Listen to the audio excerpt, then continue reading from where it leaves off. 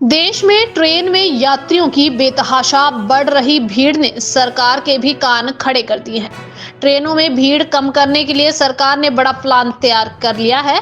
इस प्लान के तहत अगले 5 वर्षों में देश में 3000 नई ट्रेनें शुरू करने की योजना पर काम चल रहा है। रेल मंत्री अश्विनी वैष्णव ने कहा कि भारत सरकार रेलवे की मौजूदा यात्री क्षमता को 800 करोड़ से बढ़ाकर 1000 करोड़ करना चाहती है। इसके लिए अगले 5 सालों में 3000 नई ट्रेनें शुरू करने की योजना पर काम चल रहा है। वैष्णव ने कहा कि ट्रेन यात्रा का समय कम करना उनके मंत्रालय का एक और महत्वपूर्ण लक्ष्य है। रेल मंत्री ने कहा कि वर्तमान में लगभग 800 करोड़ यात्री हर साल रेलवे में सफर कर रहे हैं। चूंकि देश की जनसंख्या बढ़ रही है, इसलिए हमें अगले 4 से 5 सालों में इस यात्री क्षमता को बढ़ाकर 1000 करोड़ करना होगा।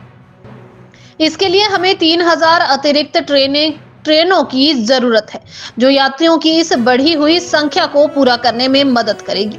विभाग ने फिलहाल 69,000 नए कोच उपलब्ध हैं और हर साल रेलवे करीब 5000 नए कोच बना रहा है। इन सभी प्रयासों से रेलवे हर साल 200 से 250 नई ट्रेनें ला सकता है, जो 400 से 450 वंदे भारत ट्रेनों से अलग है।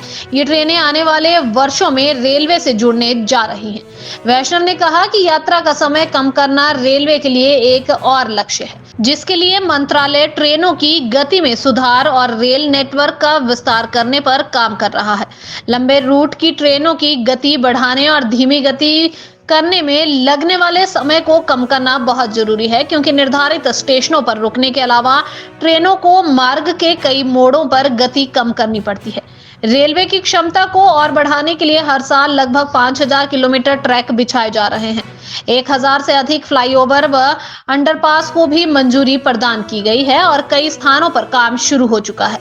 पिछले साल हमने 1002 फ्लाईओवर और अंडरपास का निर्माण किया था और इस साल हमारा लक्ष्य इस संख्या को बढ़ाकर 1200 करना है।